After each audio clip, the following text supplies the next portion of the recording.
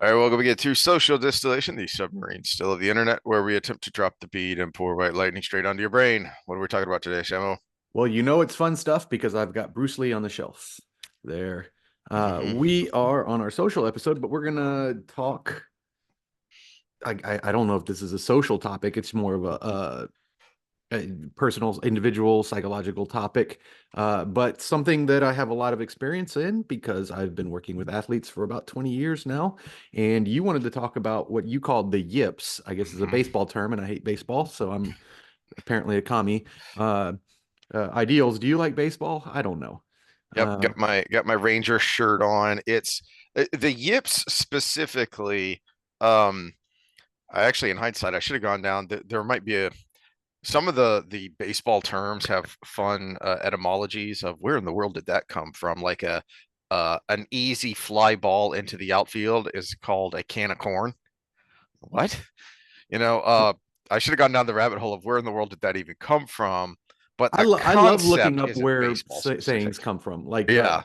freeze the balls off a brass monkey is the brass monkey is what they had the cannonballs in, and metal shrinks when it's freezing, so the cannonballs would pop out of the brass monkey, and so that there's one. Also, Saved The by the the Bell is the very. drunk one, I had never heard that before.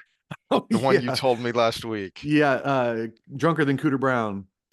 Yeah, Cooter Brown lived on the Mason-Dixon line, and he didn't want to fight for either the North or the South, so he just decided he was going to be so drunk they don't recruit him on either side the entire Civil War, and it worked. So drunker than Cooter Brown, but also Saved by the Bell because we were actually kind of bad at determining whether somebody was alive or dead at one point in time. So people would get buried alive all the time. So they sold coffins that had a bell and a Mm. string that if you woke up in your coffin, you can pull the bell and I heard that a long time ago. I had forgotten that. Yeah. yeah, we always think of a school reference because the bell rings when you're, and if you're called up to speak or whatever and the bell rings, you're saved by the bell. But Or no, boxing slash fighting. If you're losing around, the bell rings. Okay, now you can take a breath, and yeah.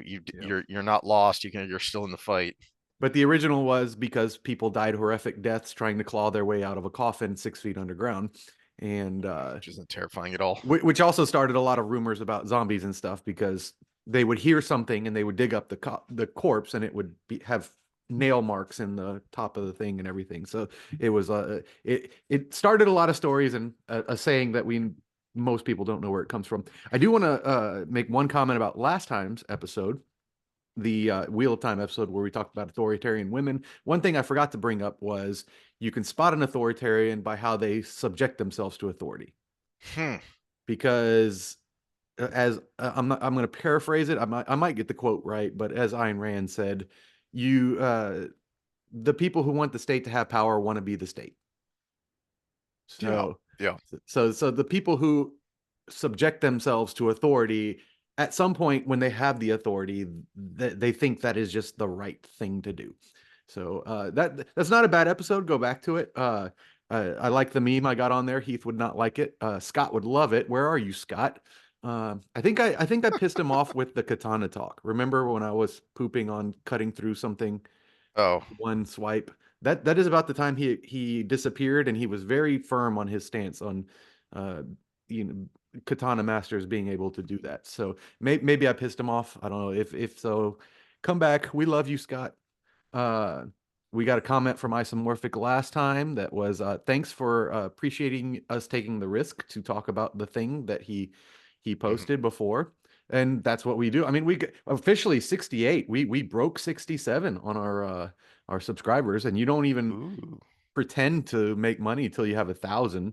So we're doing this for fun, and I actually feel like we have a friend in Isomorphic, and I thought we had a friend in Scott. So if Mhm. you're still there, we appreciate you. He said he was oh, when he made the username, I made a quip about his ideals are isomorphic. Mhm. He was a bleeding heart liberal. That if we can only be nice each to each other, problems in the world would go away. Yeah, I think that was a growth on my part too, because I typically have a bleeding heart, but I take more of the Peterson route of I make myself better to help other people. And that's kind of a growth as a person. You develop yourself, then you develop your family, and then you take those good things that you did and let it bleed out to the rest of society, which I guess is a bleeding heart liberal in the proper sense. Whereas I did this thing and I made myself strong so other people can benefit from it. If you come at that from a point of weakness, that's top down Hmm. uh, control, you're just basically virtue signaling because you have no substance behind what you're doing. So that's the difference between what people call a bleeding heart liberal Yeah. and versus what I actually think it is. Well, we talked a little bit about this when I came back from Korea, and I was talking about the meme of nice versus kind, of, the stereotypical East Coast New Yorker type is gonna, not be nice. But if you're pulled over on the side of the road having trouble changing a tire, he's gonna bust your balls, but he's gonna help you change the tire. The stereotypical West Coast bleeding heart liberal Californian is going to be very nice to you, but it's not going to go out of their way to help you. They're not going to be kind. Nice is a superficial thing, and it's the idea that we just need to be nice to each other. No, we need to be kind to each other, which doesn't necessarily mean being nice. We we need It's to, to we need to practice true compassion versus just empathy, right? exactly. It's Yeah. Peterson's idea of, you know, uh, always tell the truth, or at least don't lie. Hmm.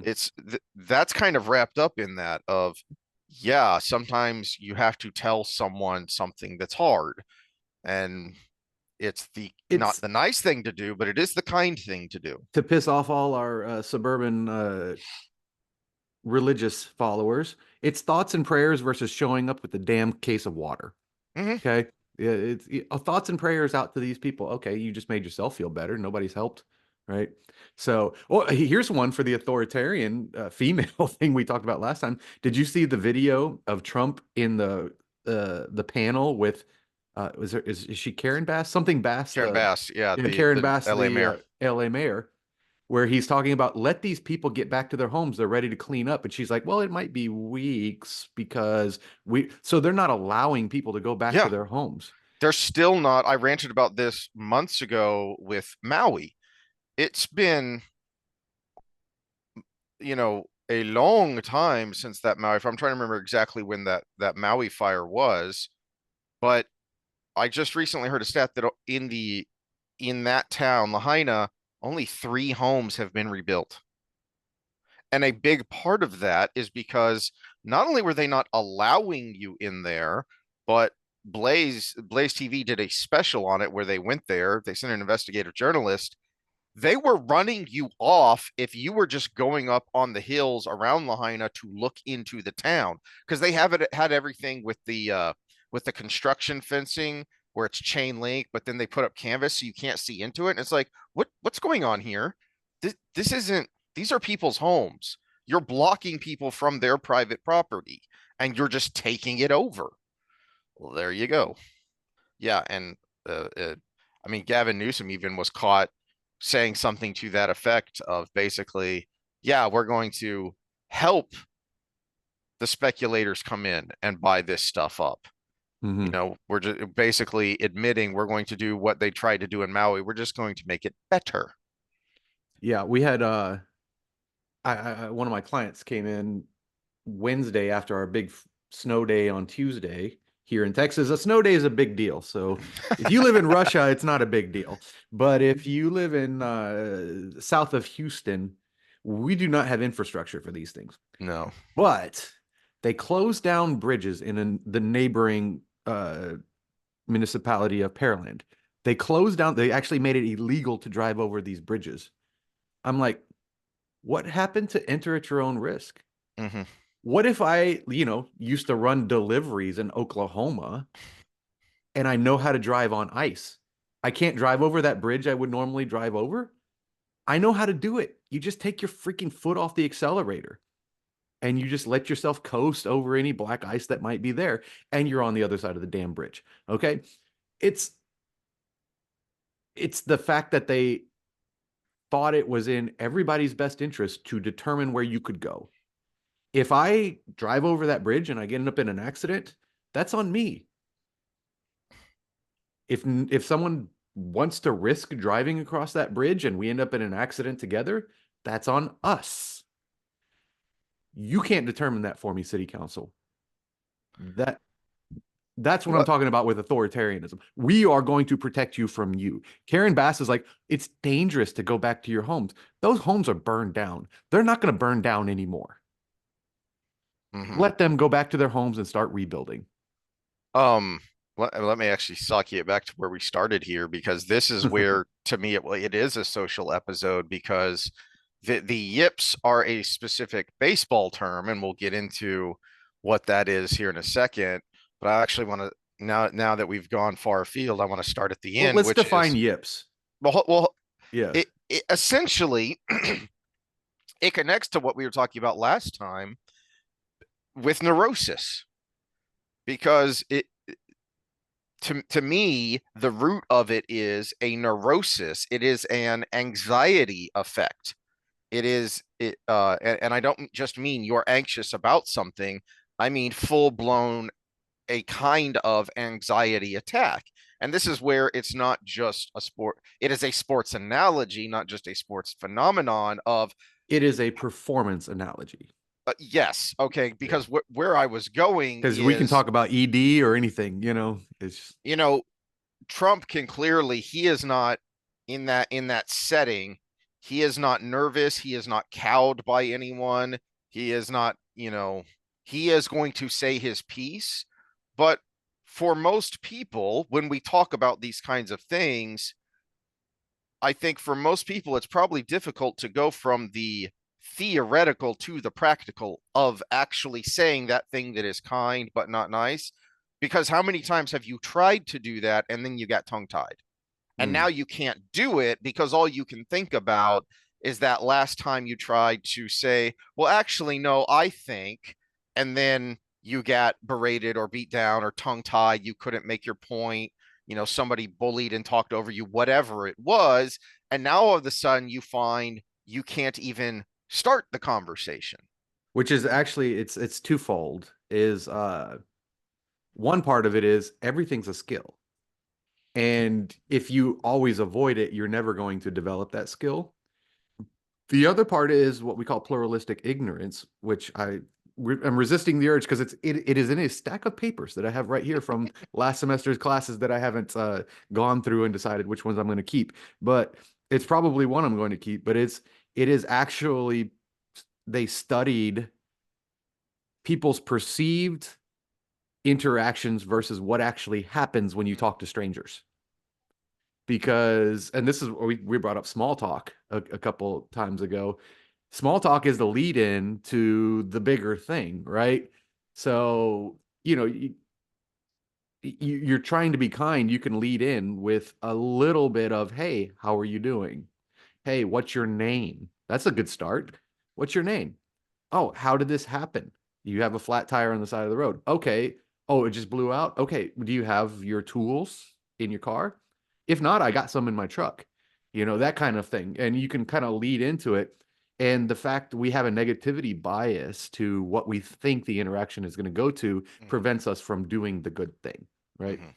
So one of the answers to being a more virtuous person, having more virtuosity, is future forecasting in a positive direction. You may be proven wrong, but if you do it that way, it actually the literature, the numbers show that it's actually going to go right more often than not. So yeah, it is a negativity bias we have, which you used a key word when we talk about the yips, which I'm going to call slumps. Slumps is kind of a universal sports term, right? A rut. When you get in a rut, you can talk about anything in life and say I'm in a rut, right? Things are just going bad and nothing seems to get right. And you use the key word, which is anxiety. And Mm-hmm. let me make sure I have the right slide up here. Okay, yeah. So what we have, we call it they're called actually ironic errors in psychology. So we have emotional reactions, cravings, pain, impression, information, all of that. And one thing I wanted to point out in that is we have that huge negativity bias, and it has an unconscious physiological effect. So now we're talking sports performance, right? So this study was skin conduction, and when there was a nervous situation, they were instructed to relax versus no instruction at all. And you could see the try to relax instruction made things worse pretty much across the board, but extremely worse in a situation of high cognitive load. And when we're talking sports, well, you're out there in front of thousands of people. There's cognitive load. You're trying to analyze a pitch coming out of the pitcher's hand before it ever is released because you don't have enough time after that. Your team is dependent on you. You are trying to make a play, whether the right play is a single, a double, or the home run itself. Uh, you're trying to remember your mechanics from your batting practices, which hopefully you've done enough at the pro level that it's unconscious at that point. But if you have the yips, you're thinking about it, right? So all of these things happen, and we have subconscious things that just the fact that you're sweating more and your body temperature is raised is an indicator that you're more stressed. And when you're more stressed about the situation, here's a visual for you. Have a glass of red wine wearing a white shirt. What happens? You are more likely to spill that damn wine on your shirt, or spaghetti if you don't drink, right? You're having some spaghetti with a red pasta sauce and you're wearing a white shirt. You slurped a little too hard and it splashed on your white shirt. If you were wearing a red shirt, you're probably just like, nope, just eating without any concern, right? Or you're wearing your I mow the lawn in this shirt, right? But if you have a nice white shirt with a black tie, everything becomes more intense. And that's where the yips come from. It is anxiety.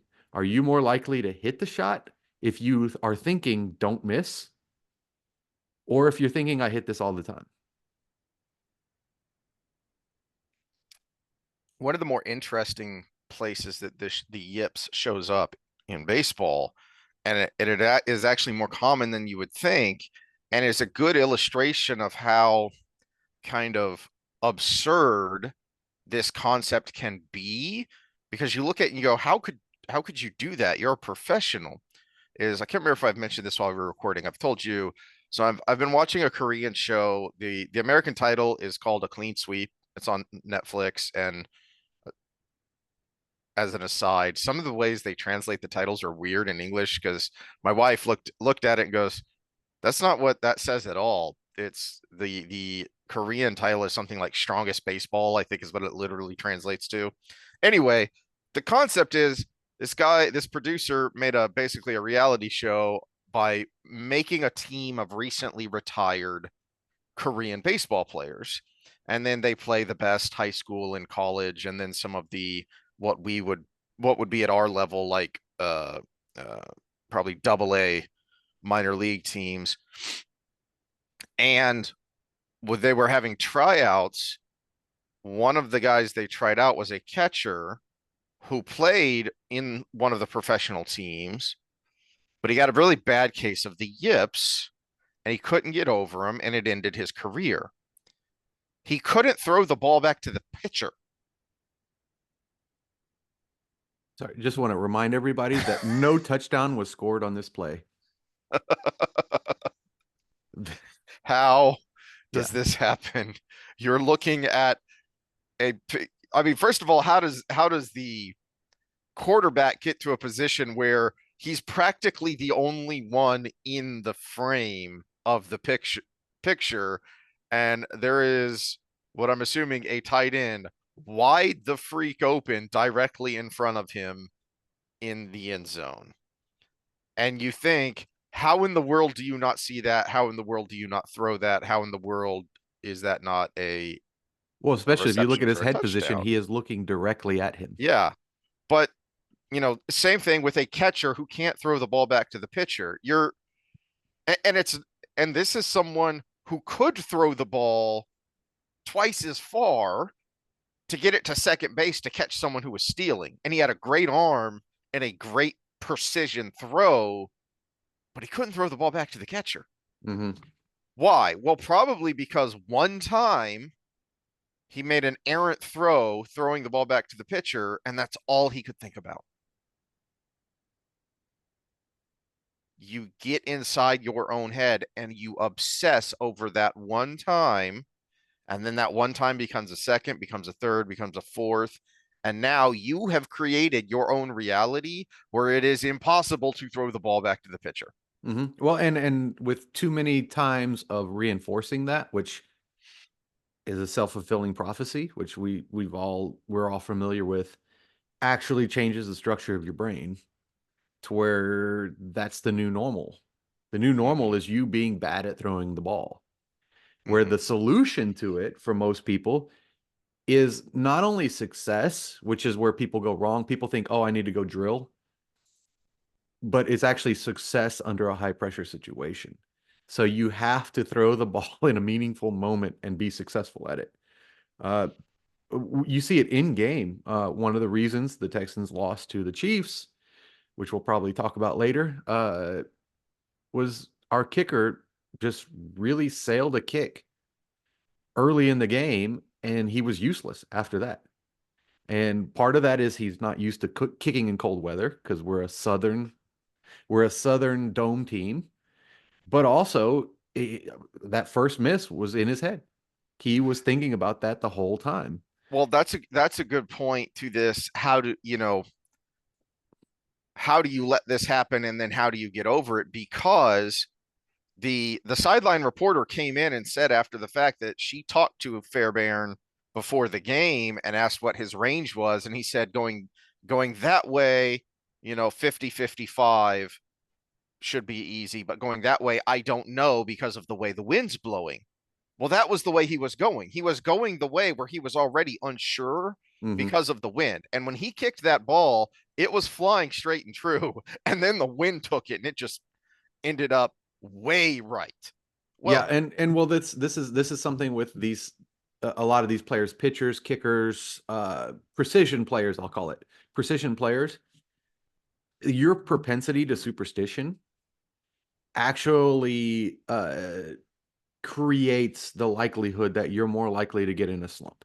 hmm, So, I mean, these kickers, they wear certain shoes all the time. If they don't have mismatched shoes for some reason, they can't kick the ball. Uh, Pitchers will have pregame rituals that they do, and they realistically they just need to relax. I've trained deep snappers. You asked me about that the other day. It was Kansas City deep snapper back.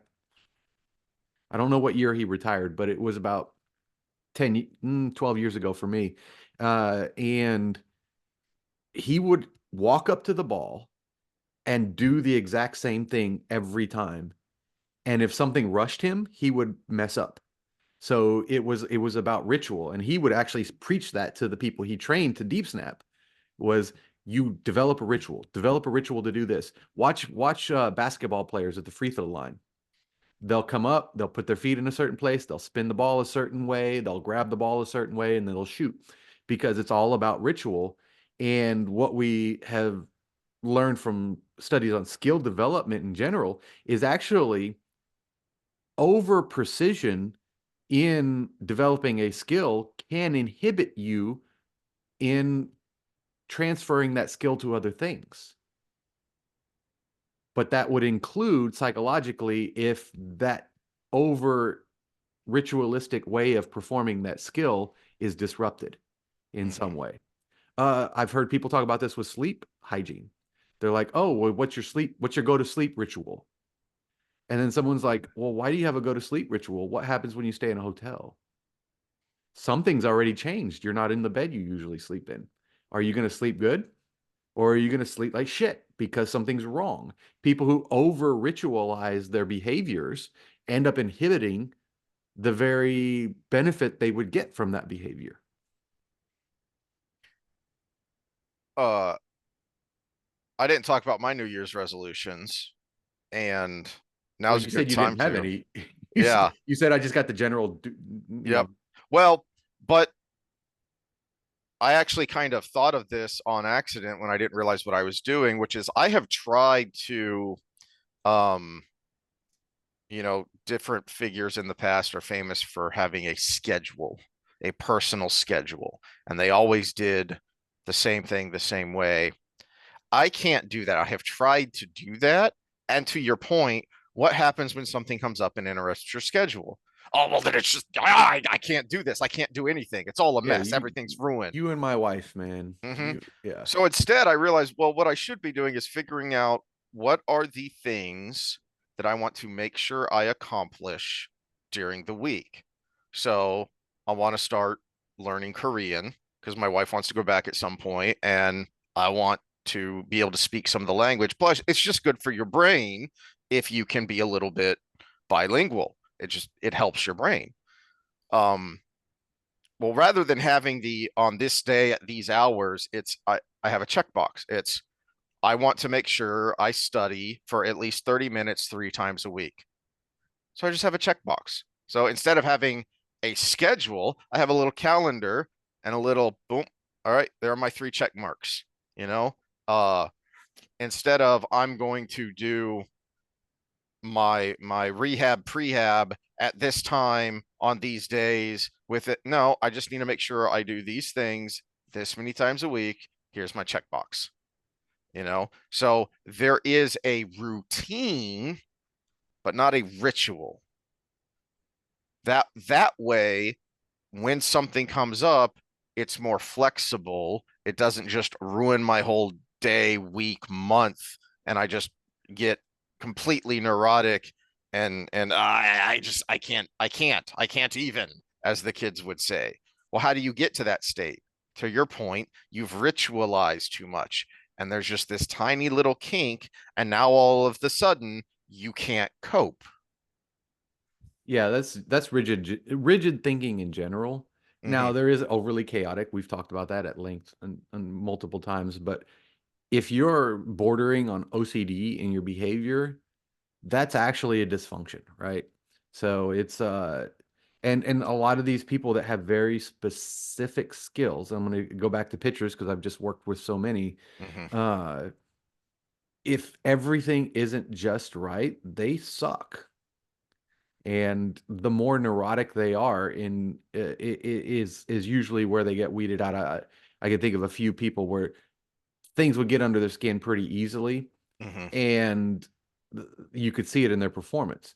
They're out there throwing almost a no hitter, and then the next day they're giving up 15 walks, right, and getting pulled out of the game. So it's what I say next day, 5 days later, whenever you're allowed to start pitching again, Hmm. whatever. But yeah, it's anxiety and perfectionism and healthy perfectionism are the major things. Also externalization. So we'll go back to superstition. Oh, I didn't wear the right shoes. That's externalizing your thoughts, right? You didn't perform. It had nothing to do with your shoes, right?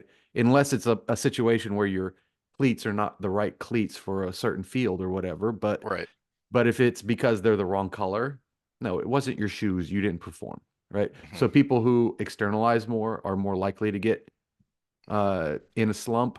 Anxiety, as we talked about, thinking about not missing versus hitting, all of those things play into it. And I think that's where we see, because realistically, when you think of athletics, the difference between LeBron James and a mediocre college basketball player athletically is pretty minute.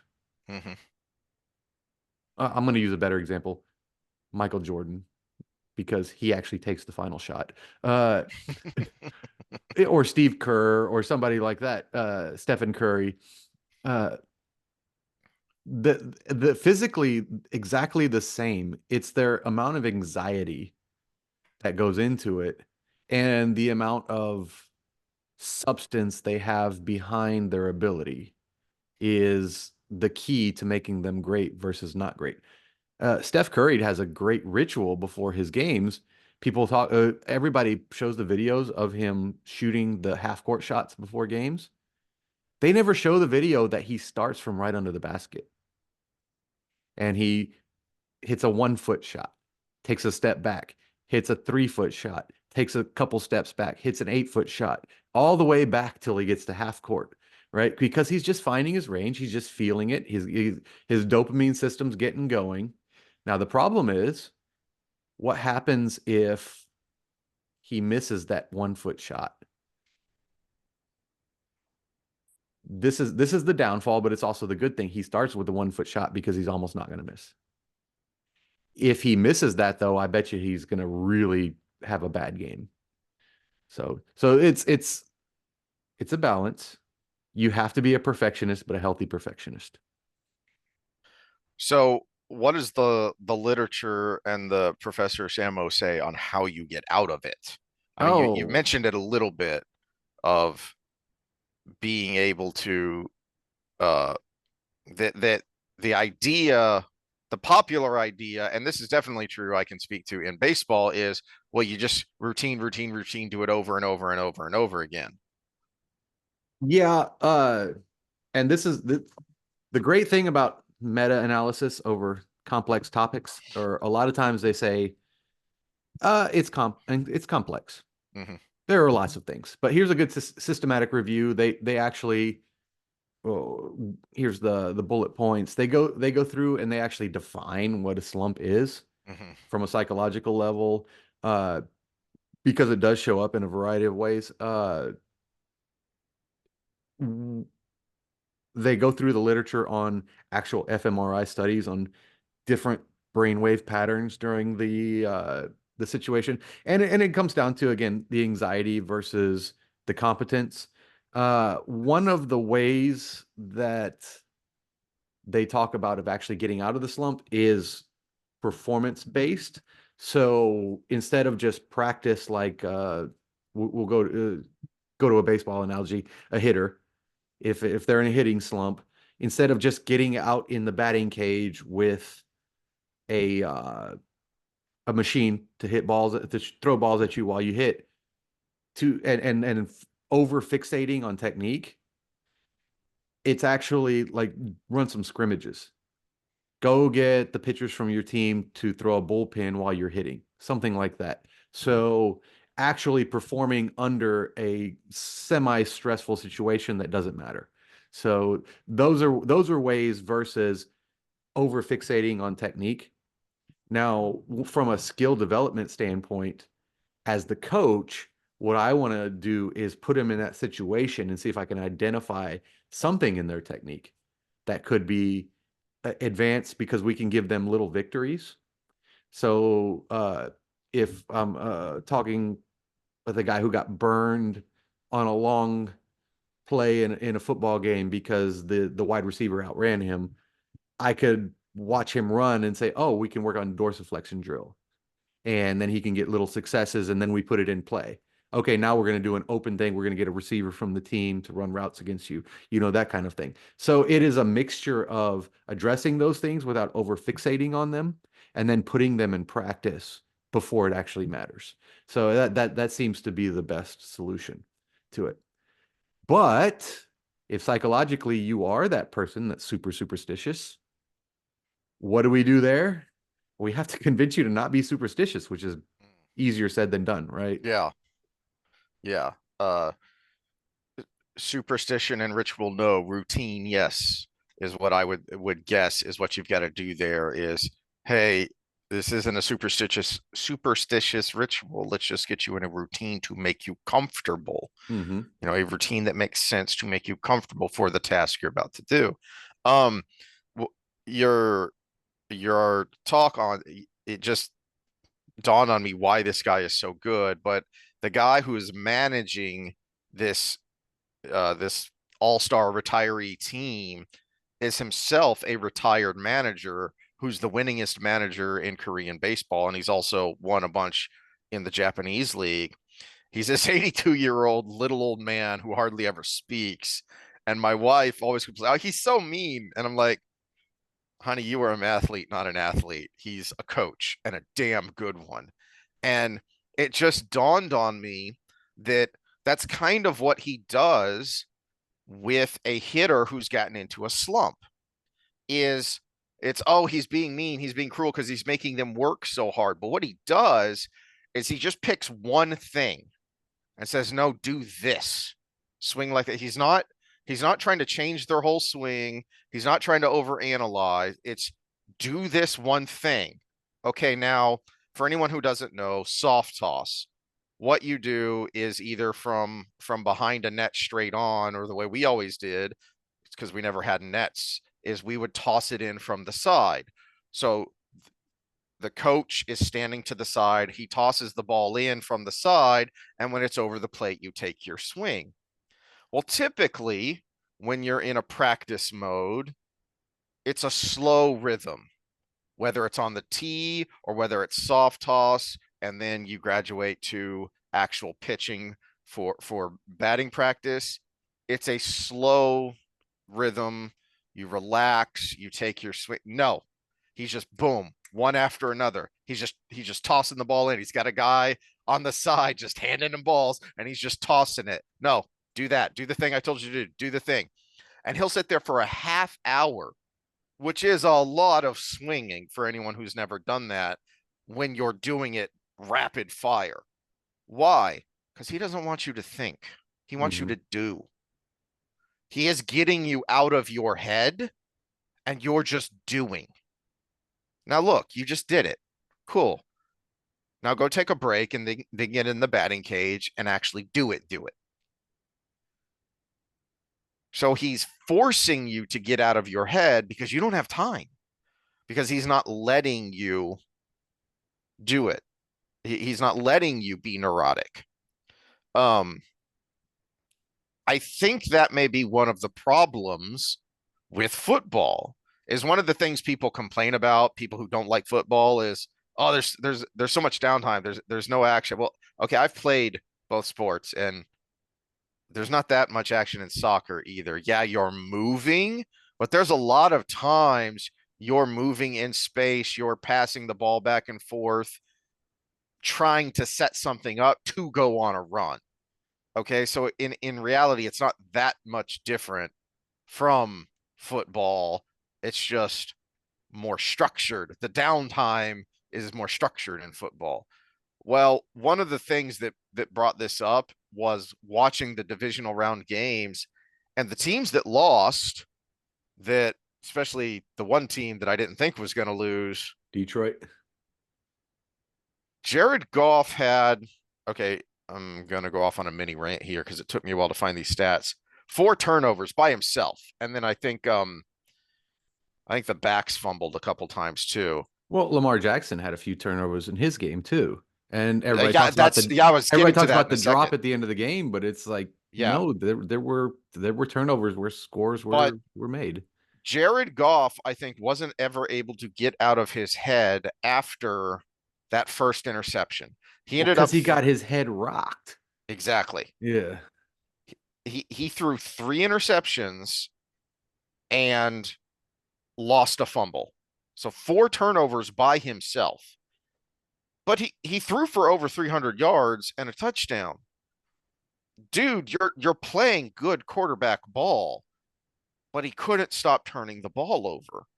And that was the big difference in a close game versus the Redskins, who played practically perfect. And now contrast that with Jackson, who was practically perfect in the second half. So he did. He had an interception. They got stopped a few times, and that first half was kind of rough. And I was like, oh, they're gonna get this. Isn't going to be a close game. Well, he fumbled early in the second half too. And he did fumble in early in the second half, but then he came back, and for all the talk of that drop, they were in that position mostly because of Lamar Jackson in the first. I mean, they were in a the only reason they had a chance to tie it up in the first place was mostly because of him. And that's also, as an aside, that's on the coaching staff too. Where was Derrick Henry in that second half? Right? You were running him effectively in the first half, and they didn't run him very much, it seemed, in the second half. Well, that's a hard one to judge because the defense coordinator also keyed in on the run. Mm-hmm. So Lamar Jackson's success could have been a result of them stopping Henry because when you have two superstars like that, if you Hmm. stop one, you kind of leave the other open. There's almost no stopping But both. in that fourth quarter, I kept expecting them to go back to the run now that you're spreading them out with Jackson scrambling and Jackson throwing. Um, but kudos to him. And I think a lot of this is down to his personal mantra, which is why I love the guy, is nobody cares, work harder. Oh, well, they got in my face. Oh, well, the receiver broke in when he was supposed to break out. That's why I threw that, which was, if I remember right, that's was that interception was it was on the receiver, not on He Jackson. sailed that one. Oh, was that the one he sailed? Yeah, he sailed that one. Okay. Because I mean, even if the receiver had turned up, he that that def he was Yeah. covered over the top. So, But you can make all kinds of excuses in a team game where you have so many moving parts. Nobody cares, work harder. mhm. And that's what he did in the second half. Well, and he was even mic'd up, and he told Andrews, he said, "That's on me that I could have placed that ball better." Hmm. So, and that's a healthy way to take it. Uh, it's the difference between I can do better, again, healthy perfectionism. Hmm. I can see the mistake I made versus feeling I can't be perfect, right? Yeah. And the pre-planning, the mental state, I'm gonna bring up a video here in a second, is something that you work on before the game. You can't be in the middle of the game and work on it, right? I'm Yes. I'm gonna bring up the Blue Angels here because this is their pre flight routine. So anybody that knows the Blue Angels, they're the basically the stunt fighter pilots of the United States Air Force. Navy. They are, if you're just watching, they're all sitting around a table, eyes closed, and they're going through a visualization routine. Hmm. Basically, they're mocking the flight in their heads with the lead flight guy giving the orders he would give during that time.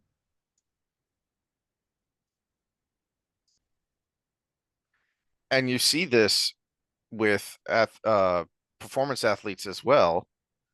Um, you shared without sound, Grandpa. Oh, Um, okay, Boomer.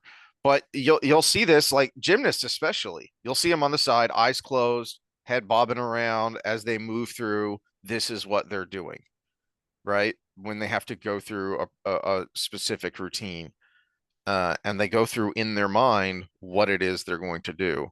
mm-hmm, Uh, the other thing I wanted to bring up about the Bills game, and especially in contrasting it with the poor hapless Lions and all those poor Lions fans. I heard this stat and went, wait, what? Um, and I had to go look it up. The Bills had zero turnovers mm-hmm. and only one penalty the entire game. Talk about mindset. And when you've got two teams that good, that's what it takes. Is they didn't give the Ravens any extra opportunities, which when you've got two matchups that even, Mm-hmm. that's what it takes because you give them an extra opportunity, they're going to take advantage of it. Which is what you saw with the Redskins and the Lions. The Lions were clearly the better team because even with all the extra opportunities the Redskins had, they still had to fight to stay ahead. The Lions kept trying to claw back. I don't know. Once they got on a roll, they were unstoppable. that that was the thing. The Lions could not stop them on defense. Yes, And especially by the fourth quarter, it was what is going on here is and that I know that was a bit of a head scratcher to me when you look at the season stats. Oh, well, they had so many injuries. Yeah, and they still had a ludicrous plus 222 point differential. mhm. 18 players on injured reserve, 30 different starters throughout the season. The stats are just astounding. And kudos to Glenn and Campbell and the whole coaching staff for keeping that team together. and ending still managing to get the top seed. So, okay, yeah, you're going to blame it on the injuries on defense, but you were the number one seed. Mm-hmm. You had figured out a way to win even with all those injuries. So what happened? Well, so much so that Aaron Glenn is now a head coach. He's the New York Jets head coach now. Mm-hmm. And the offensive coordinator from Detroit is the Chicago Bears head coach. So we'll see how that works out for the Lions next year. But yeah, it's Washington is the surprise team. Jaden Daniels, we talk about mental toughness and not having the yips. They kept showing him on the sideline. That guy is cool. He is a cool Mm-hmm. cat. My only worry with him is he has a very RG3 frame. So I do worry that he might be a little fragile to some big hits, but other than that, ability wise, that he's definitely rookie of the year, definitely going to be a superstar going forward. Injuries pending, right? Mm-hmm. Uh, and their defense under Dan Quinn is top 10, which it was last in the league last year. So that's a uh, huge improvement. I'll tell you, they were my surprise team to make the playoffs, but they are surprising me that they've gone as far as they have. And with the Eagles being 100% dependent on Saquon Barkley breaking a 70-yard run every once in a while, Mm-hmm. I'm actually picking Washington for this next game. Well, let's segue into that then. All right, we've got the Redskins versus the Eagles, a classic NFC East matchup for the NFC conference championship. And I don't know, I haven't heard a pundit pick Washington. Um, all the punditry that I've bothered to listen to, which isn't nearly as much as it used to be, hardly any, is yeah, kudos for making it this far, but you are clearly the lesser roster, and you have outkicked your coverage, and it's going to catch up to you. See, outside of AJ Brown and Saquon Barkley, I don't think Washington has the lesser roster Mm, because Hurts is a mediocre quarterback that gets paid way too much, and the tush push is more about the scheme than it is about hmm him. Yeah, you showed the pictures and the video of it, and it's the way that line sets up so differently from how other people try and use it. And yeah, he's super strong for a quarterback, but look what other teams started doing with putting their tight end Hmm. in there. And they're doing the exact same thing, just a stronger guy in the middle. Quarterbacks typically aren't the strongest guy on the field, but Jalen Hurts is squats like 500 pounds. Okay, so that's why it works for him. But other than that, he's a mediocre quarterback. And we saw in the divisional round, they beat LA because of two extremely amazing runs by Saquon Barkley. Hmm. They won by 2 points, and he had two 70-yard touchdowns. So for a running back to have that once a year would make them great. And Yeah, he's done it 10 times. yeah. So he can do it. He can win it for them. But if Washington keys in on that, which they have the perfect linebacker for that, if they key in on that and make Jalen Hurts win it for them, I don't think the Eagles can stop Washington They from put up scoring. 45 on the Lions, and so it, the part of me is like, no, they're not. They can't beat the Eagles. But I'm sitting here thinking, well, wait a minute. They've proven they can score. And they've proven they can score against one of the top defenses in the league, which was Tampa Bay. Hmm. They marched right down the field with Baker Mayfield watching like he did when we did it a couple years ago, going, I can't do anything about this because I'm the quarterback. I'm not on defense. Yep. And he just watched his team lose the They game. they also have proven defensively they can make you turn the ball over. Hmm. And to your point, I think I'm not saying he's bad, but he is pretty overrated in the same way that it's kind of funny the people around here are making Dak Prescott comparisons because he had one really good year, he got a big contract, and then what? Yeah. Oh, yeah. The word overrated and bad are two different things. He Overrated. You he can still be is good and be overrated, there, right? there are 32 Donovan teams. McNabb was a good Yes. quarterback, but he There are was 32 overrated. teams in the NFL. He is easily in the top half. He and Dak both, they are above average because you would put them in the top 15, right? So they're above average. Are they worth what they're getting paid and how much they're sucking off the salary cap? Are Clearly not. are they Lamar Jackson or are they Jared Allen? No. Hmm. Yeah. And that's the So difference. so I'm picking the Redskins because I refuse to call them that stupid name. And then that would be history because I don't think a rookie quarterback has ever even made it to the Super Not Bowl. started. I think one is played, Okay. but never started for the Super Bowl and never won. So Okay. so there would be a first. Uh I'm digging it because the first Super Bowl I ever watched, I was 11 years old, was Washington against Buffalo, 1991. Wow. I remember the first one I can remember is Washington versus Denver in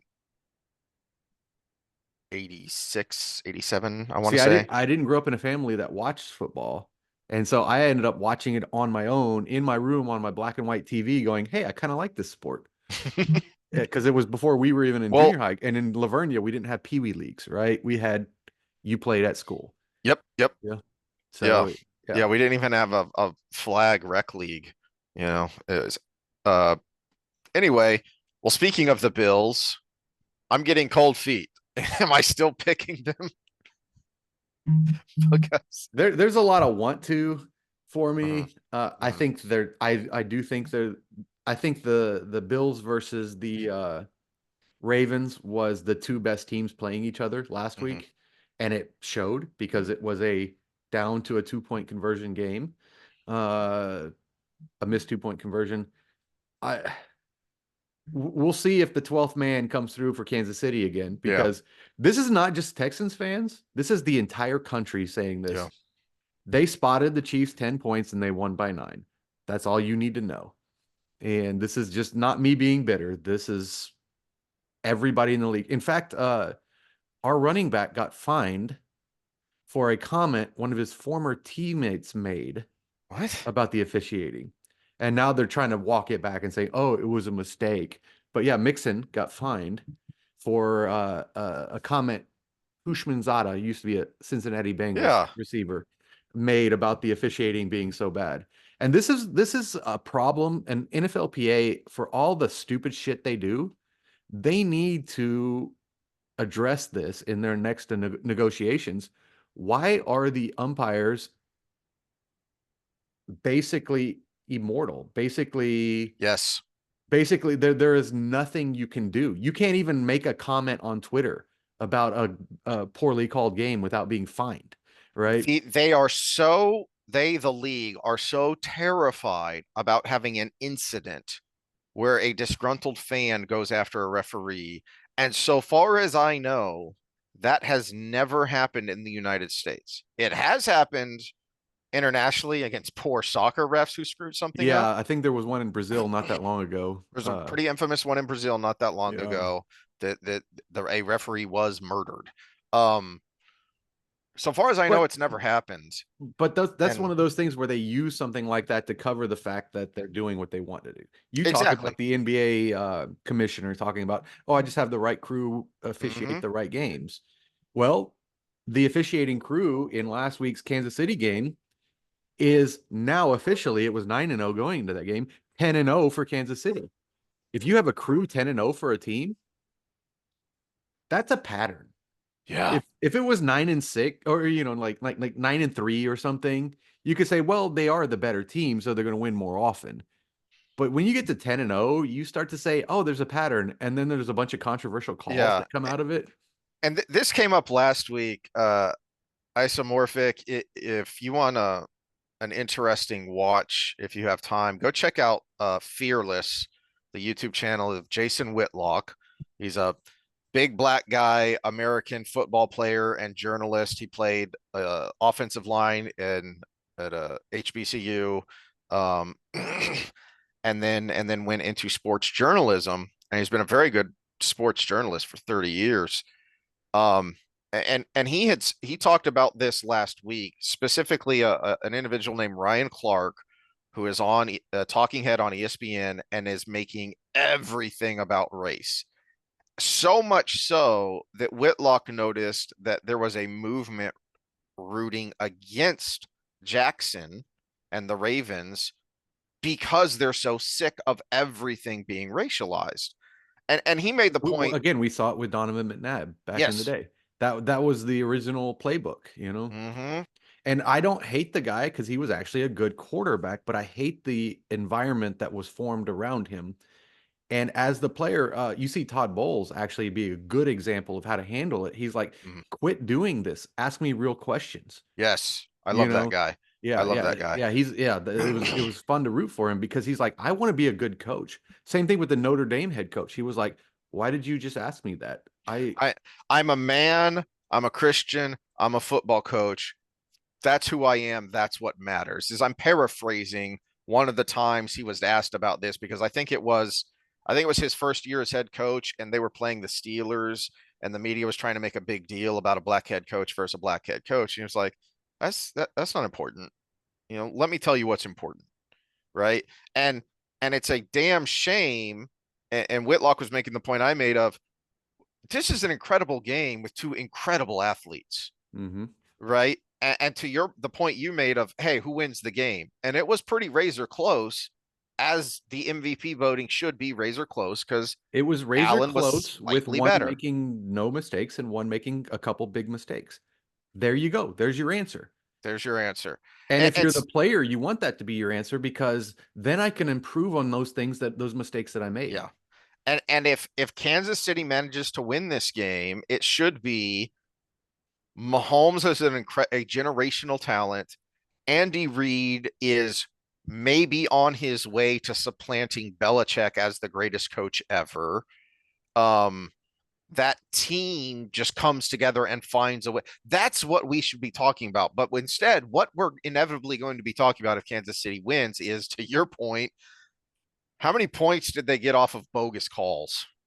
How many games did they win on bogus calls this week? Well, I'm just going back to last week because At there was least 10 some because of those two yeah, roughing the passer calls. there was some really good play, especially late in the game. Some really good play by Kelsey and Worthy and Mahomes. But This is why I say if the refs were involved, it'd be more subtle. Everybody's like, "Oh, Vegas is involved," blah blah blah.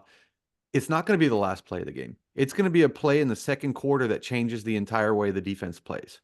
mhm, Kelsey was wide open a lot of times, but there was also a defensive holding called at a crucial moment early in the game. Would the linebacker now Shahir had an amazingly horrible game, which I've never liked him as our middle linebacker. I liked Cashman, who we had last year, and we could have had for cheaper this year. But mhm. he's the coach's guy. He was one. They're good friends and all that stuff. So there's a little good old boy going on there. But he had a horrible game. But at the same time, did we change play on Kelsey? Why was he so wide open in that touchdown Yes. pass where we had Mahomes in the grasp? Right? Why was he so The wide the open? first down pass that kept that drive going. Yeah. He it was like a 15-yard reception and there was no one near him. He was in a huge hole in the zone. Yeah, Um, you got one job against the Kansas City Chiefs, and it's to cover Kelsey mhm. at this point. And yeah, there were some the KC fans are posting videos of this great play, blah blah blah. But at the same time, despite all those great plays, none of those happened without the free first down that was given to them for the not great plays. And I mean, the rules committee needs to get together and a Yeah. slide needs to have this two-step rule. I'm sorry. If they don't take two steps and hit you, it is not an illegal hit. Period. End of story. Because as Aikman said, when that second personal foul got called, he's just toying with them. Yes. He knew he was going to drop at the last second the whole time. Yep. And there's so many highlights of him having a big run on the sideline because he looks like he's going to go out of bounds.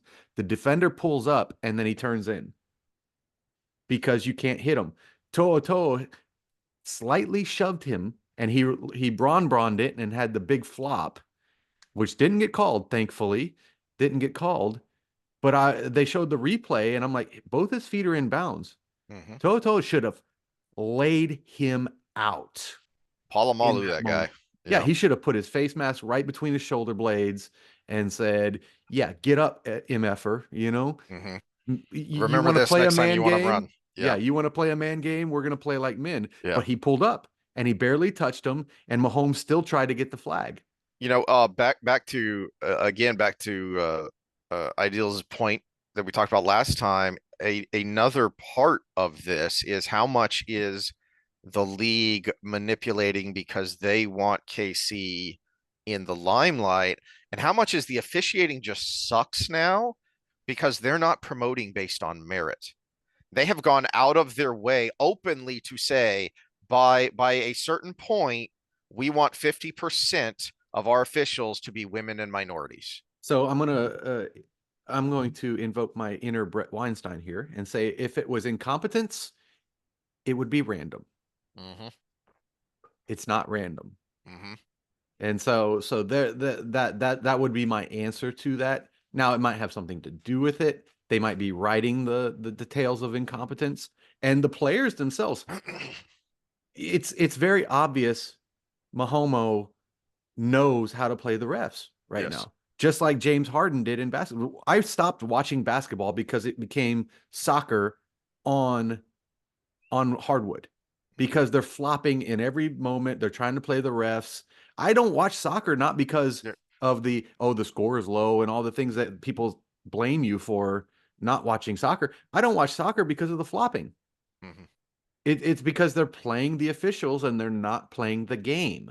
And I'm like, I'll watch rugby any day, because they actually just go out and do the job. And football is starting to go that direction. Yeah. And the Players Association is who needs to step forward. But yeah, it's these players are learning how to play the refs, and the ones that don't are being punished for it. If Josh Allen loses, it's because he lowers his shoulder and goes into the defender to try to get an extra couple yards. There were about 5 times this year Stroud went face first to get the first down, but because he went down, they called it a slide and they pulled him back 3 yards. No, Yeah, they said he gave himself up. No, he went face first to get the first down. a slide is a slide. It's feet first. It's I feet mean, first. the Yeah, rule is written very explicitly for that reason. which is go back to this last game. Mahomes was surrounded by people, two of them coming in to hit him in the chest, and he dropped straight down. That was not a slide. Mm-hmm. That was, I'm trying to get the penalty. He just threw his feet out from under him Yeah. when two people were already launching. So no, I'm going to call him a homo because of that flop. If it was just, oh, I slid late or whatever, that's one thing. But no, you have officially tarnished your legacy. Mm-hmm. And I saw a good analysis of it, and I cannot remember the name of the person because I was just scrolling through reels. But he said the difference between this and the old Brady days, because people would complain about Brady playing the refs too. The difference between this year, last year, and the year before, and the Brady days was Kansas City's just not that good this year. They aren't that good this year. They're a mediocre team that seems to win because they get a call every time they need to have it. So if they were great, if they were really good, this wouldn't be a problem because haters would hate, but you would have the the successes to prove your point that you're just good. Because of that, because of what the Bills showed last week, again, no turnovers, one penalty. I think they are incredibly focused and they know, hey, we can beat this team. We've already done it this season. So I think that's enough to overcome all of the extraneous disadvantages. But I Let think me it's going to be closer than it should be. let me see if I can find it real quick. But anybody who says, "Oh, everybody's just whining about the Kansas City Chiefs," let's bring up Mahomes. Oh, whining after loss. Let's see if we can find that video. Oh, while you're looking for that, I have a mini rant here of when I was trying to find the statistics on the game. That was so incredibly annoying because it's why is it so hard to find the raw statistics? Well, because now everyone wants to write an article, get clickbait, and tell you what to think. I don't want you to tell me what to think. I maybe I'll read the analysis afterwards, but I just want to look at the stats. Where's the sound? Oh, dang it. No, the sound is there. It's just really quiet. Yeah, I'm trying to figure out how to turn it up. Okay, well, anyway, they lost to the Bills, and the he comes up to Josh Allen instead of saying good game or any of that we always do uh when we meet the other team. I mean, Josh Allen coming up to he went and searched for Lamar Jackson straight away. Mm-hmm. After that, he was like, "Gosh, you know, that sucks." To Jackson, it's like you played an amazing game, Mm-hmm. and I love playing against you. Kind of interaction. Mahomes comes up to Allen and said, "Y'all won this because of stupid officiating," and he's walking off, going, "Effing worst call I've ever seen. Effing this. Effing." Blah, blah, blah. It's like, dude, you lost. You win because of bad calls. I don't want to hear you screaming and crying about the call not going your way. Speaking of fun sayings, ain't no fun when the rabbit's got the gun. Yeah, pretty much. So yeah, I used to say he's a great player and I just hate to hate, but I don't say that anymore because he is playing the refs. The whole Mm-hmm. team is playing the refs. Taylor Swift is a factor. Caitlin Clark all of a sudden appears in their box, you know, and it's like, yeah, okay. You don't want us to think these things. Stephen A. Smith said it, right? You don't want people to think these things. Quit doing it. Mm-hmm. It may not be 100% correct, but you're doing all the things to What make people what believe it. I am hoping for and looking forward to, what that is going to force the league to pay attention, because even if they lose, it's still money they have to spend, is a class action lawsuit from people who have lost money betting on the games. Because now you, the league, and the networks are partnering with, Mm-hmm. hell, ESPN has its own app now for betting and for giving you, using their experts to, they're running ads about it of, our experts will give you betting advice. Okay. How many Well, people have lost money based on sketchy officiating, let's and go when is the back to that class last action game. lawsuit? Let's go back to that last game. The spread was 9.5. Chiefs are up by 11. Two scores plus a 2-point conversion to win the game. 16 seconds left. You punt the ball away. But no, they ran back and got the safety, so they won by 9. Everybody who bet on the spread lost their money. Mm-hmm. 16 seconds left. You punt the damn ball. Mm-hmm. But they ran it back, gave the Texans the 2 points, and lost everybody in Vegas money. And everybody's going, how is this not on purpose? Mm-hmm. How is this not on purpose? And yeah, it again, if it's incompetence, it would be random, but it all goes in one direction. Yep. Yep. Well, that's all I got for today. Us old men are done yelling at the clouds. Um, I do have a tease for next time though. Wheel of Uh, Time or Next Time Social? no, Wheel of Time, because I think this plays into it. Because when I was thinking about and getting ready for today, I just had a thought pop into my head that made me think, RJ, you masterful genius. Because there's something that happens very early on that sets up things through the whole series. And I think there's a nice segue from talking about the yips, talking about a slump, which is the negative side of it. But then there's a positive kind of alternative to that, which we've mentioned before, and we should talk a little deeper about the psychology of the flow state, Hmm. of what that is and how you get into it. Because I think that is, I mean, that is how Rand is able to be Rand. Well, and yeah, this is something we probably should have included in today's episode. So it is a good segue because that is the answer to the overthinking. Hmm. So it is the not overthinking, not thinking too much about it, no anxiety, just do the thing. So yeah, that's a good little topic we can go into. Uh and I think yeah, I don't have any closing comments on what we just talked about. So All right. Well, we will see tomorrow how our picks turn out, and then we will see y'all Wednesday for some more Wheel of Time psychology.